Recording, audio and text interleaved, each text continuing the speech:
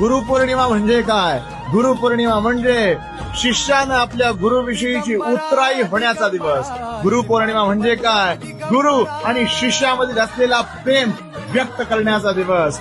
गुरुपौर्णिमा म्हणजे काय? आपल्या भक्तानं, आपल्या शिष्यानं आपल्या गुरुच्या चरणी अखंड नतमस्तक होण्याचा दिवस. गुरुपौर्णिमा म्हणजे सार्वभौम असलेल्या गुरुच्या पदरामध्ये लोटांगण घालून त्याला तू मला कधीही सोडू नकोस हे आवर्जून सांगून प्रेम व्यक्त करण्याचा दिवस. मित्रांनो आणि विशेषतः भक्तगणांनो, लक्षात ठेवा, साक्षात सदाशिवानं, साक्षात नारायणानं सुरू केलेली ही गुरुपरंपरा आणि ह्या गुरुपरंपरेनुसार चालणारे आपण सर्व आपल्या गुरुच्या चरणी लीन व्हा. गुरुपौर्णिमा आनंदानं, उत्साहानं, चैतन्यानं साजरी करा. आपल्या गुरुच्या चरणी नतमस्तक व्हा. गुरु सदैव पाठीराखा होईल. श्री स्वामी समर्थ. गुरुचे लक्षण, गुरुचरिताचे कर